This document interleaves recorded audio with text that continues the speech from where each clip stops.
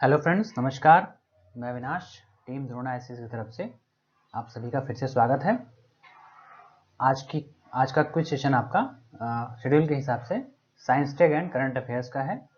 तो 7:30 के टाइम पे अभी हम स्टार्ट करते हैं आज के क्वेश्चंस।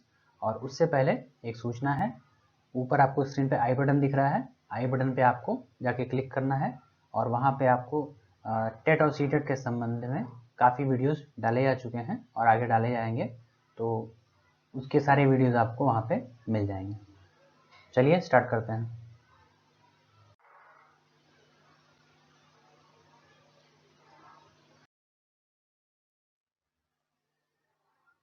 चलिए, पहला क्वेश्चन आपके सामने आ चुका है। और उससे पहले एक बात और ध्यान में रखिएगा आप लोग कि क्वेश्चन सारे आपके लिए बहुत इंपॉर्टेंट क्वेश्चंस हैं। आपको देखना बहुत ज़रूरी है, तो वीडियो शुरू से अंत तक पूरा जरूर देखें, काफ़ी आपको इससे लाभ होगा। तो चलिए पहला क्वेश्चन स्टार्ट करते हैं। पहला प्रश्न है, फार्मिक अम्ल किससे प्राप्त किया जाता है? तो बताना है आपको कि ये अम्ल जो है फार्मिक एसिड किससे प्राप्त करते हैं। पहला ऑप्शन आपका है ऑप्शन ए तिलचट्टों से, बी है लाल चींटियों से, सी है मधुमक्खियों से, डी है नींबू से। तो इन चारों में से सही उत्तर क्या है आपको बताना है कमेंट करके। तो चलिए इसका जवाब आपको मैं दे देता हूं। इसका सही जवाब है ऑप्शन बी, लाल चींटियों से। तो इसके बारे में थोड़ा सा डिटेल आपको बता देते हैं। ये फार्मिक अम्ल जो है लाल चींटियों के डंक में होता है, उनके वो काटती हैं तो वो अम्ल आपके शरीर में डाल देती हैं, जिससे आपको जलन टाइप की फीलिंग होती है। और ये अम्ल जो है तीखी गंध युक्त होती है, रंगहीन होती है। और इस अम्ल का उपयोग जो है चर्म शोधन और रबड़ बनाने या गठिया रोगों की दवा बनाने और रोगाणुनाशी के रूप में भी किया जाता है। तो चलिए अगले चलते हैं अगले प्रश्न पर। अगला क्वेश्चन है प्रश्न नंबर 2, निम्न कथनों का अध्ययन कर सही उत्तर का चयन करें। तो 4 आपके सामने पॉइंट दिए हैं। पहला है सर्वाधिक विद्युत ऋणात्मक तत्व फ्लोरीन है। दूसरा है सर्वाधिक विद्युत धनात्मक तत्व फ्रेंशियम है। तीसरा आपके सामने है प्लेटिनम को सफेद स्वर्ण कहते हैं। चौथा है आपका उच्चतम इलेक्ट्रॉन बंधुता वाला तत्व क्लोरीन होता है। तो आपको बताना है इनमें से कौन कौन से सही हैं या कितने सही हैं। आपको विकल्प के हिसाब से उसमें से चयन करना है सही उत्तर का। तो विकल्प ए आपका है 1, 2 एंड 3, बी है 1 एंड 4, सी है 1 एंड 2 और डी है सारे सारे पॉइंट्स आपके 1, 2, 3 एंड 4। तो सही जवाब आपको देना है कमेंट में। चलिए एक एक पॉइंट को आप डिटेल में ध्यान करके आप सही उत्तर इसका दे सकते हैं। तो आपका उत्तर आ गया होगा। तो चलिए देखते हैं इसका सही उत्तर क्या होगा। तो क्वेश्चन नंबर 2 का सही उत्तर है आपका विकल्प डी, यानी सभी इसके सही हैं। चलिए बढ़ते हैं अगला प्रश्न आपके सामने है क्वेश्चन नंबर 3। प्रश्न है आपका सबसे कठोर पदार्थ कौन सा है? तो सबसे कठोर पदार्थ आपको निम्न विकल्पों में से चुनना है। विकल्प ए है हीरा, विकल्प बी है पत्थर, विकल्प सी है लोहा, डी है एस्बेस्टस। तो ये एक काफ़ी चर्चित प्रश्न है, ये काफ़ी आ चुका है। इसका उत्तर आपको देने में ज़्यादा प्रॉब्लम नहीं होनी चाहिए। तो तुरंत आप कमेंट करें सही उत्तर क्या होगा इसका। हीरा, पत्थर, लोहा, एस्बेस्टस। तो चलिए इसका उत्तर मैं आपको बता देता हूं। इसका सही उत्तर है ऑप्शन ए, हीरा। सही उत्तर हीरा है। तो हीरा हीरा आप जानते हैं, हीरा सबसे कठोर ज्ञात तत्वों में सबसे कठोर पदार्थ माना जाता है। और हीरे की खासियत क्या है आपको पता है, ये बहुत महंगा है और रत्नों में बड़ा महंगा माना जाता है। ये बेहद कठोर होता है और ये इसकी कठोरता के कारण ही ये चट्टानों में छेद करने के लिए, कांच को काटने के लिए और टंगस्टन के तार बनाने में, कठोर औजारों पे धार लगाने में इसकी कठोरता के कारण इसका उपयोग किया जाता है। और इसका घनत्व और गलनांक बेहद अधिक होता है। हीरे का घनत्व और गलनांक बेहद अधिक होता है और ये ऊष्मा व विद्युत दोनों की ही कुचालक होती है। तो ये है आपके लिए हीरे के बारे में थोड़ी सी जानकारी। अब चलते हैं अगले प्रश्न की ओर। क्वेश्चन नंबर 4, पीतल किन किन धातुओं के सम्मिश्रण से बना है? पीतल किन किन धातुओं का मिश्रण है? ऑप्शन ए तांबा एवं टिन, तांबा एवं जस्ता, तांबा एवं चांदी, तांबा एवं निकल। तो जल्दी से आपको उत्तर देना है। एक प्रश्न से एक विकल्प इसमें सही है, आपको जवाब देना है कमेंट में।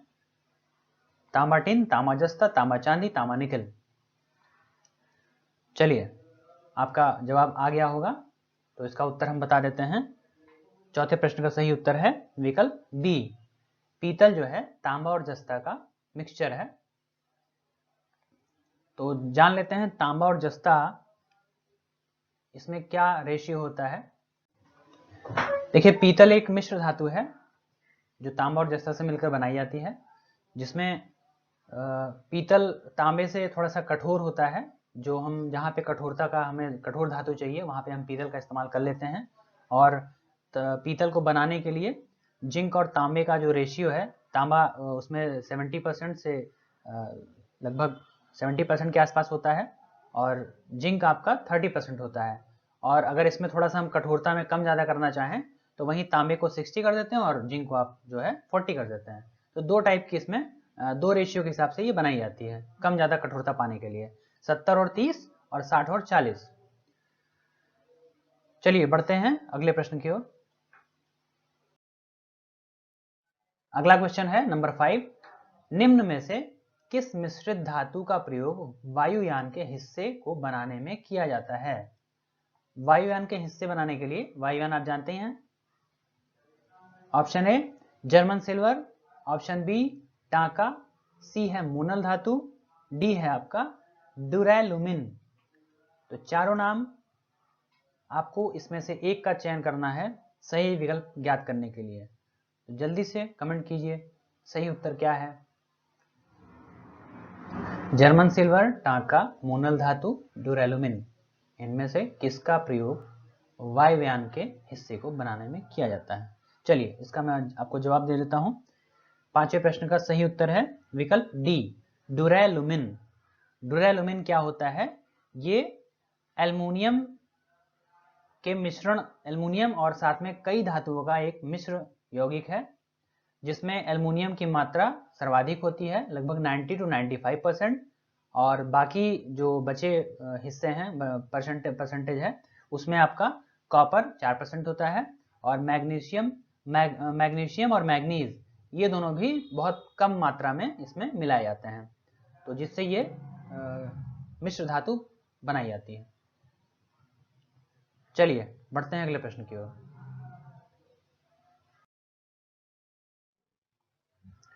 क्वेश्चन नंबर 6, निम्न में से किस अम्ल का प्रयोग फोटोग्राफी में होता है? ये क्वेश्चन भी काफी बार पूछा जा चुका है एग्जाम्स में। तो ऑप्शन ए है फार्मिक अम्ल, बी है साइट्रिक अम्ल, सी है ऑक्जेलिक अम्ल, डी है एसिटिक अम्ल। तो फोटोग्राफी में निम्न में से कौन सा अम्ल प्रयोग होता है? जल्दी से कमेंट कीजिए,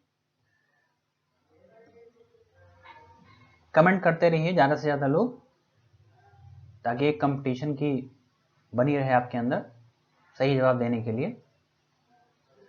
चलिए इसका सही जवाब मैं दे देता हूं। इसका सही उत्तर है विकल्प सी, ऑक्जेलिक अम्ल फोटोग्राफी में यूज होता है। चलिए अगला प्रश्न की तरफ बढ़ते हैं। प्रश्न अगला है 7 नंबर, क्रायोलाइट किस धातु का अयस्क है? क्रायोलाइट किस धातु का अयस्क है?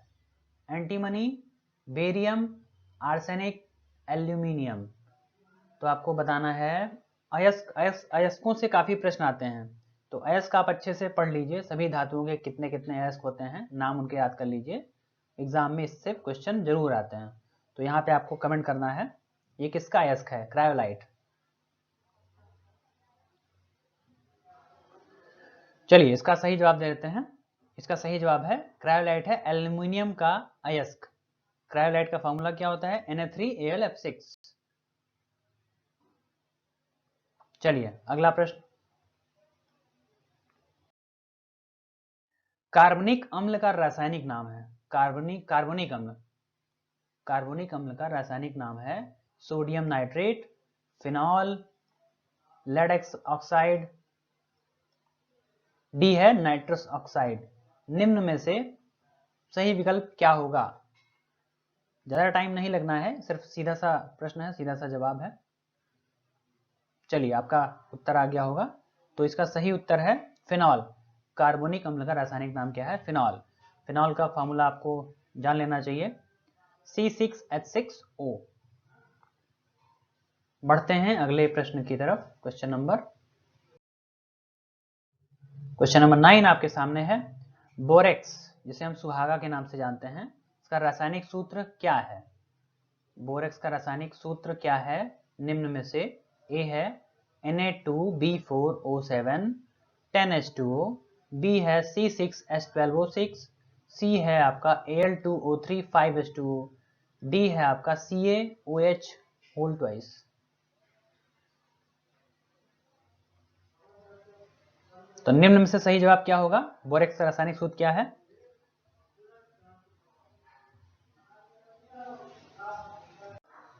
चलिए इसका सही उत्तर जान लेते हैं।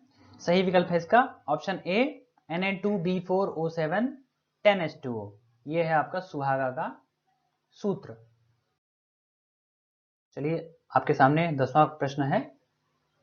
क्वेश्चन नंबर 10 थोड़ा सा कॉन्सेप्ट बेस्ड है, इसलिए इसको ध्यान से समझिएगा, उसके बाद आंसर दीजिएगा। तो क्या है 10वां प्रश्न? जब पानी गर्म करके 0 से 10 डिग्री सेल्सियस कर दिया जाता है, तब पानी का आयतन, ऑप्शन ए बताना है आपको पानी का आयतन क्या होता है, पहले घटता है बाद में बढ़ता है, ऑप्शन बी है पहले बढ़ता है बाद में घटता है, ऑप्शन सी है धीरे धीरे घटता है, ऑप्शन डी है धीरे धीरे बढ़ता है। चारों विकल्पों में से आपको एक विकल्प का उत्तर देना है और क्वेश्चन को थोड़ा सा समझिएगा, उसके बाद उत्तर दीजिएगा। कॉन्सेप्ट क्लियर है तो आप आसानी से इसका उत्तर दे लेंगे, और यदि कॉन्सेप्ट आपको नहीं पता है तो गलती करेंगे। तो जल्दी से उत्तर दीजिए। क्वेश्चन नंबर 10 का सही उत्तर विकल्प क्या होगा चारों में से? तो चलिए इसका उत्तर हम बता देते हैं। क्वेश्चन नंबर 10 का सही उत्तर है विकल्प ए, पहले घटता है बाद में बढ़ता है। अब आइए थोड़ा सा समझ लेते हैं इसका डिटेल से क्या होगा इसमें। जैसा कि आप जानते हैं कि बर्फ का घनत्व जल के घनत्व से कम होता है, और इसीलिए बर्फ जो है जल के ऊपर आपको तैरती हुई मिल जाती है। तो यहाँ ये समझना है कि बर्फ का घनत्व कम होने से कम होता है और उसका आयतन क्या होता है? अधिक होता है। और जब उसे गर्म करते हैं तो यहाँ क्या होता है? इसका आयतन क्या होता है? पहले घटने लगता है और 4 डिग्री के बाद इसका आयतन बढ़ना शुरू हो जाता है। तो आपका पहला विकल्प ए होगा। चलिए बढ़ते हैं अगले प्रश्न की ओर।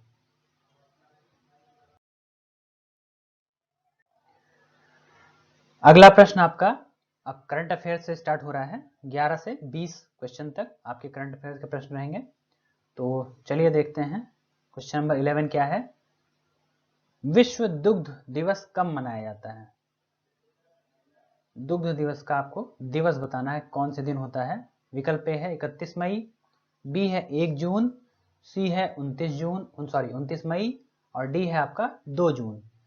तो चारों में से आपको बताना है कौन सा दिन पड़ता है विश्व दुग्ध दिवस। चलिए इसका सही उत्तर है आपका 1 जून। विश्व दुग्ध दिवस कब मनाया जाता है? 1 जून। तो इसके बारे में डिटेल थोड़ी सी जान लेते हैं। देखिए फूड एंड एग्रीकल्चर ऑर्गेनाइजेशन ये इसने इस विश्व दुग्ध दिवस का दिन घोषित कर रखा है, और इसका जो है हेडक्वार्टर आपका है इटली के रोम में है। और आप भारत के बारे में बात कर लेते हैं तो श्वेत क्रांति जो है भारत में दुग्ध उत्पादन के एक तरह से अभियान के रूप में उसका उत्पादन बढ़ाने के लिए शुरू किया गया था, और ऑपरेशन फ्लड भी इसी के लिए स्टार्ट किया गया था, जिसे वर्गीस कुरियन ने इसके वो माने जाते हैं शुरुआत करने वाले। और गुजरात में अमूल एक सहकारी कंपनी है, इसे भी आप अच्छी तरह से इससे परिचित होंगे। तो ये सारे लोग जो है ये सभी अभियान और ऑपरेशन फ्लड वगैरह ये सब भारत में दुग्ध उत्पादन को बढ़ाने के लिए कार्यरत हैं। और भारत आज हमारा भारत देश जो है विश्व में दुग्ध उत्पादन में नंबर 1 पर है। चलिए बढ़ते हैं अगले प्रश्न की ओर।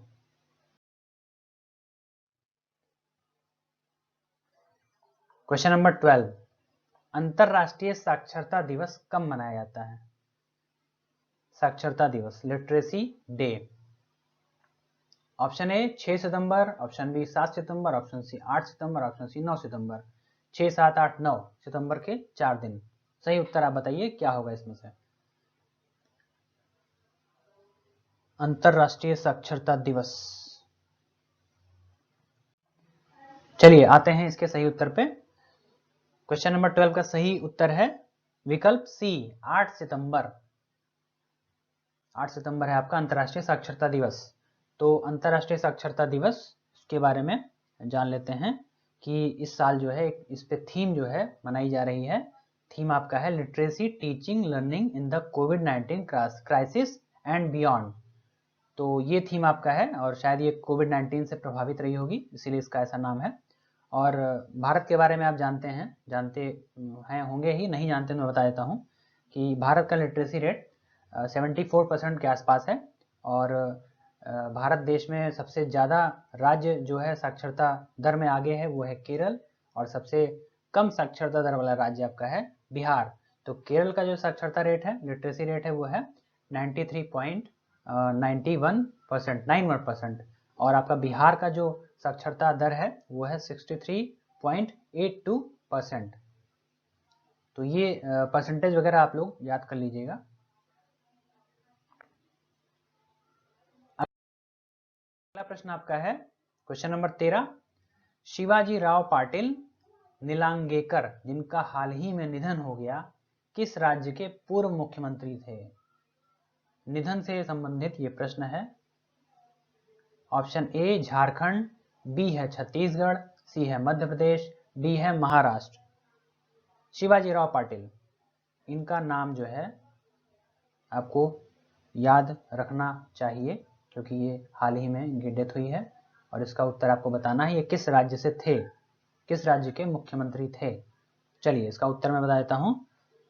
क्वेश्चन नंबर 13 का सही उत्तर है ऑप्शन डी, ये महाराष्ट्र के पूर्व मुख्यमंत्री थे। तो महाराष्ट्र के वर्तमान मुख्यमंत्री कौन हैं वो आपको पता होना चाहिए, और राज्यपाल भी आपको नाम इनका याद रखना चाहिए वर्तमान कौन है। तो महाराष्ट्र के वर्तमान मुख्यमंत्री आपके हैं उद्धव ठाकरे, और राज्यपाल महाराष्ट्र के हैं भगत सिंह कोश्यारी। आपको ये नाम याद रखने हैं। बढ़ते हैं अगले प्रश्न की ओर। क्वेश्चन नंबर 14, निम्नलिखित में से किस राज्य ने अरावली पहाड़ियों पर बीज बोने के लिए एरियल सीडिंग का एक नया तरीका अपनाया है? एरियल सीडिंग मतलब हेलीकॉप्टर या ड्रोन से ये लोग बीज जो है ऊपर से डालते हैं नीचे ताकि वो खेतों में पड़ जाए। तो आपको राज्य बताना है ऐसा किस राज्य ने किया है। एरियल सीडिंग ये नई तकनीक है जो पहाड़ी जगहों पे यूज की जाने के लिए स्टार्ट किया गया है। राज्य बताना है आपको कौन सा है, पंजाब, हरियाणा, राजस्थान, मध्य प्रदेश। तो जल्दी से कमेंट करें। करंट अफेयर्स का क्वेश्चन है, अपडेट रहिए आप लोग, करंट पढ़ते रहिए न्यूज़पेपर वगैरह, और बाकी हम तो हैं ही हैं, हमसे आप जुड़े रहिए। चलिए इसका सही उत्तर जान लेते हैं। क्वेश्चन नंबर 14 का सही उत्तर है विकल्प बी, यानी हरियाणा राज्य ने ये एरियल सीडिंग का नया तरीका अपनाना शुरू किया है। ये जो है हेलीकॉप्टर या ड्रोन से जो है ये बीजों को जो है नीचे डालते हैं पहाड़ियों पे ताकि वहां पे भी खेती की जा सके। चलिए अगले बढ़ते हैं अगले प्रश्न की ओर। क्वेश्चन अगला प्रश्न आपके सामने है क्वेश्चन नंबर 15, निम्नलिखित में से किस अंतरिक्ष एजेंसी ने हमारी मिल्की वे आकाश गंगा में FRB 20028 नामक पहले फास्ट रेडियो बस्ट का पता लगाया है? तो आपको ये क्वेश्चन बताना है किसने इसका पता लगाया है। ऑप्शन है इसरो, बी है नासा, सी है CNES, डी है रॉस कॉस्मॉन्स। तो सही विकल्प जल्दी से उत्तर दीजिए। मिल्की वे में यानी मिल्की वे आकाशगंगा में निम्न का फास्ट रेडियो बस्ट का पता किस एजेंसी ने लगाया है, जल्दी से कमेंट कीजिए। चलिए इसका सही उत्तर जान लेते हैं। इसका सही उत्तर है विकल्प बी, नासा। नासा ने इसका पता लगाया है। तो नासा एक अमेरिकी एजेंसी है जो अंतरिक्ष वगैरह में अपने रिसर्च वगैरह से नई नई चीज़ें पता लगाती रहती है। तो नासा का आप जान लीजिए, नासा कब बनाया गया था, कब बना था। ये नासा जो है 1958 में ये बना था और ये वॉशिंगटन में है, अमेरिका। तो इसी ने इसका पता लगाया। चलिए बढ़ते हैं अगले प्रश्न की ओर। क्वेश्चन नंबर 16, यूनिसेफ ने मासिक धर्म के प्रति जागरूकता फैलाने के लिए निम्नलिखित में से किसे चुना है? Option A Sushmita Sen, B Deepika Padukone, C Manushi Chhillar, D है प्रियंका चोपड़ा। तो निम्न में से किसे यूनिसेफ ने मासिक धर्म के लिए जागरूकता फैलाने के लिए चुना है? तो ये भी काफी चर्चित रहा है अभी। तो किसे चुना है जल्दी से बताना आपको। चलिए इसका उत्तर बता देते हैं आपको।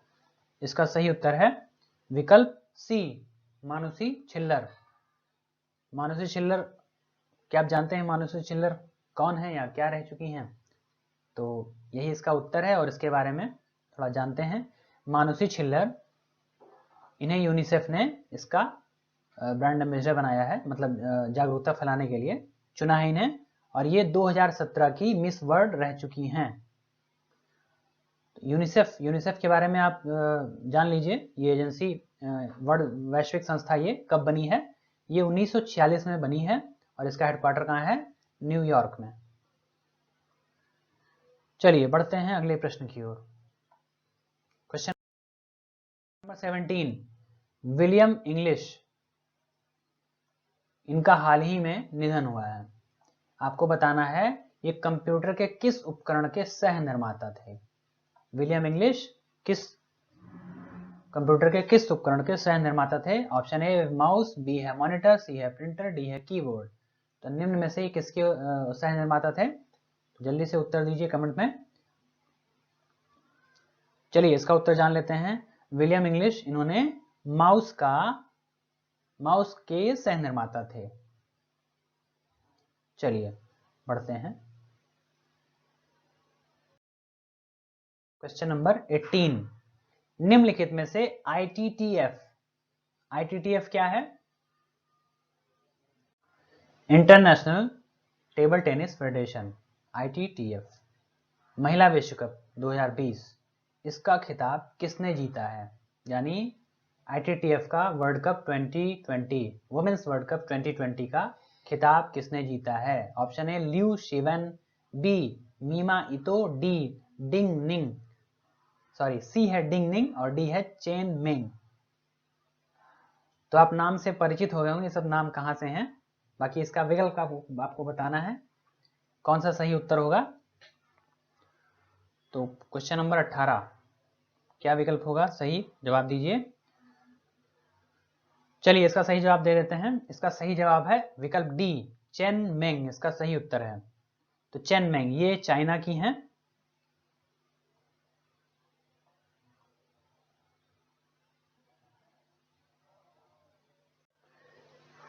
चलिए आईटीटीएफ के बारे में जान लेते हैं। इसका मुख्यालय जो है ये स्विट्जरलैंड में है और ये आईटीटीएफ का जो गठन है ये किया गया था 1926 में।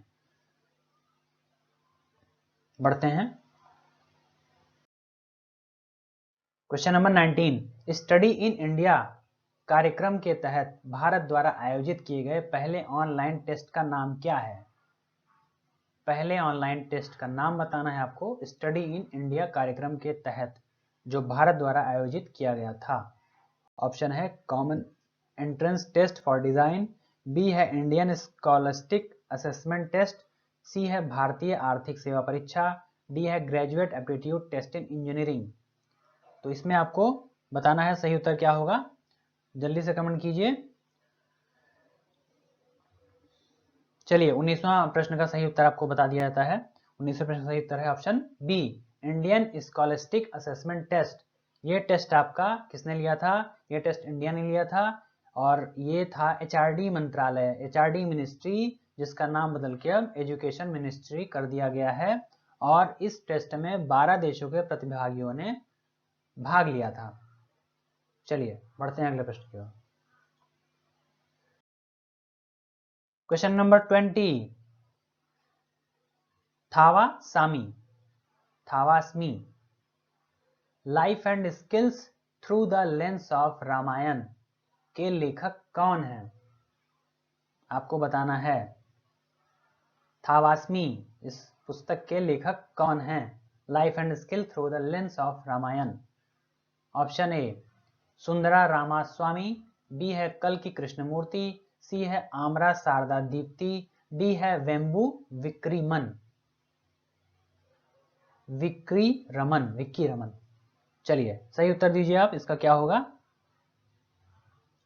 क्वेश्चन नंबर 20 का उत्तर आपका क्या होगा? इसका सही उत्तर है विकल्प सी, आमरा शारदा दीप्ति। तो चलिए आज आपका क्विज सेशन कंप्लीट होता है और ये आपके सामने उत्तर पत्रांक है। आप इसका स्क्रीनशॉट ले सकते हैं या फिर चैनल के डिस्क्रिप्शन में जाके आप इसका टेलीग्राम ग्रुप का लिंक है, वहाँ पे आप जाके इसका PDF फॉर्म पा सकते हैं और सारे आप वीडियोस देखते रहिए। प्लेलिस्ट में जा करके आप सभी वीडियोस आप देख सकते हैं। करंट अपडेट्स वगैरह भी यहाँ पे डाले जा रहे हैं रेगुलर, और इसकी क्लास जो है करंट अपडेट्स की मॉर्निंग में 6 बजे होती है। आप देखेंगे तो आपका फ़ायदा जरूर होगा। तो चलिए मिलते हैं अब अगली क्लास में, तब तक के लिए आपसे विदा, नमस्कार।